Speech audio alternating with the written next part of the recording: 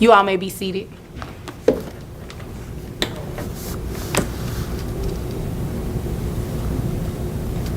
Okay, Mr. Parks. Yes, ma'am. Looks like you brought this case before the court. What's going on? I just found out my wife just left her corporate job for a cashier job. I don't know why. Maybe it's because like she wants to get out of the payments of what she's doing. Payments of what? Child support, ma'am. All right, guys, buckle up, because this courtroom just turned into a battlefield of choices and consequences. A father walks in, stunned. His ex-wife has just quit her high-paying corporate job, replaced it with a convenience store gig, and now she's asking to pay less child support. The judge? Not buying it. You can almost feel the disbelief rising in the room. Why would anyone walk away from $70,000 a year, especially when a child's future is at stake? Was it burnout, emotional strain, or something more strategic? Stay with me, because what happens next exposes a clash between reason, responsibility, and raw emotion. This is the Parks case, and trust me, it doesn't go the way she planned. Okay. We have a child together that we had in our marriage, and it's like, and all of a sudden I just found out just recently that she left her corporate job to take a couple of dollar paying job. How can you do this to us? How can you Excuse me, sir. Sir, do not address her. Address me. Yes, ma'am. I do apologize. I mean, obviously she can't help your situation. Yes. That's why you're here, right? Yes, ma'am. Okay, so continue. When I found out, it was just like, I was just shocked. I didn't know like how else to express it, but we had a child together. How old is the child? This child is like 5 years old, ma'am. Is she paying anything in child Yes, ma'am. support? She's paying for the medical bills and she's paying for the support as well. Mr. Parks begins, his voice steady but laced with frustration. He tells the judge he just found out his ex-wife left her corporate job for a cashier position. The subtext? He suspects she's dodging payments. This is where the tension ignites. The judge quickly steps in, reminding him to speak to her, not at her. That's Courtroom Control 101. What's fascinating here is the father's confusion. He's not angry as much as he's bewildered. How does someone with a master's degree suddenly downgrade to a job that barely covers bills? He's not just fighting for money, he's fighting for fairness. And as the judge listens, she's already piecing together intent versus circumstance. Because in family court, intent matters more than excuses. Was this really stress or a calculated financial retreat? You decide. Medical support, you mean? Yes, ma'am. Okay. Ma'am? Yes, ma'am. Is there a reason why you're not paying to support this child? First of all, I left my corporate paying job, and after our divorce, I know he mentioned I'm his wife. Correction, I'm his ex-wife. We left that. I left my job, and the reason why I left it, and I did do it intentionally, I felt that it was not right. Wait a minute. You intentionally left your job? Yes, ma'am, I did. I had enough money in savings to still provide for my child and still provide medical insurance. So I felt that, the stress of my divorce wasn't inhibiting me from performing my job. Okay. First, we're not here to talk about anything that went on with the divorce. I just need to know about the money that you're making, because obviously the child lives with you. Is that correct, Yes, sir? ma'am. So, you have all this. Then comes the moment everyone feels the room shift. The mother admits she intentionally left her job. Her reason? Stress from the divorce. The judge's tone changes instantly. This isn't sympathy hour. This is accountability. When she says, "We're not here to talk about the divorce," it's a signal.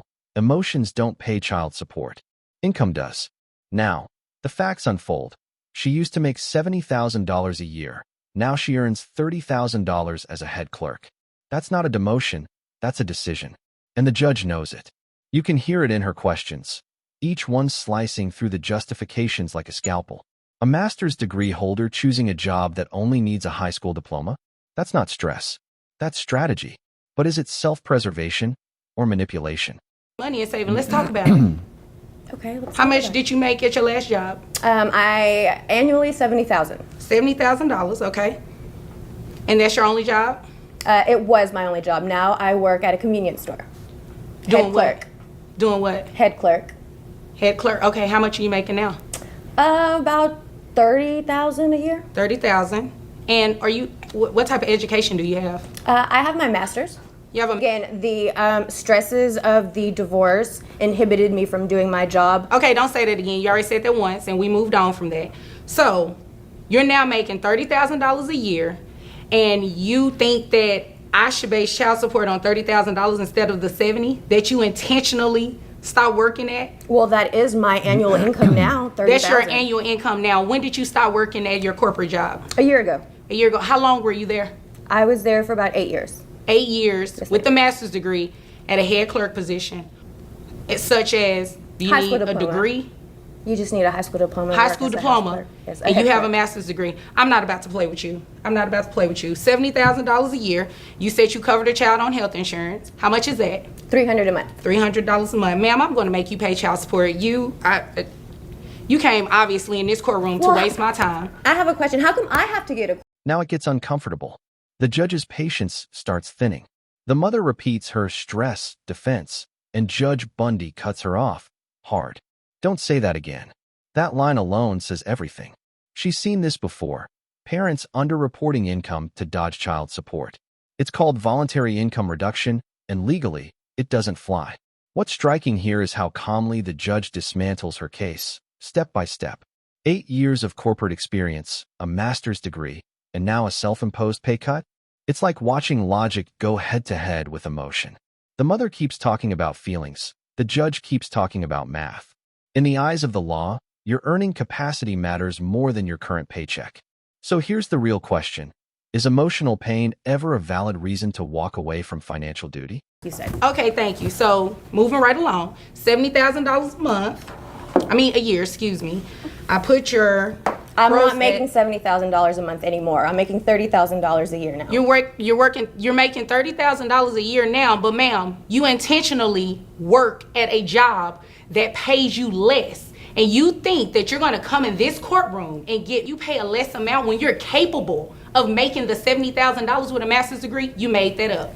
Ma'am, I don't know. Emotional distress is intentional. Excuse me. Emotional distress. I need you to go see a doctor.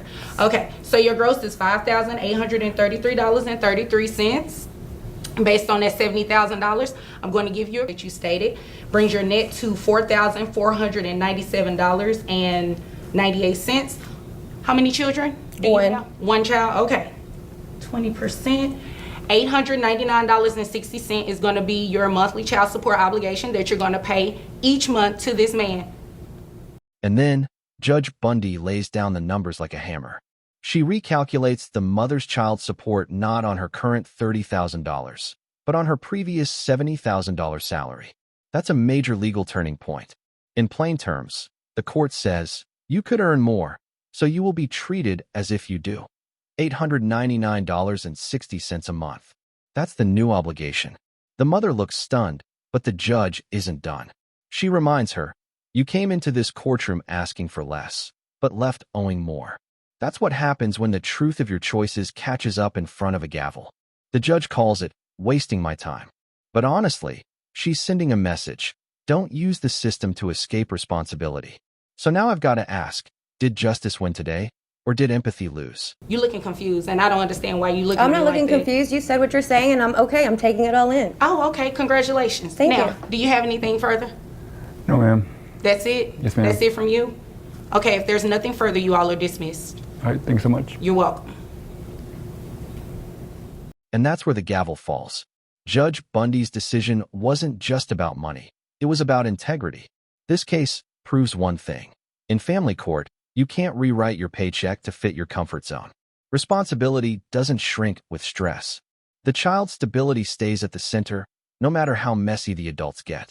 If this courtroom moment hit you as hard as it did me, drop a comment, hit like, and subscribe for more real courtroom breakdowns where justice speaks louder than excuses.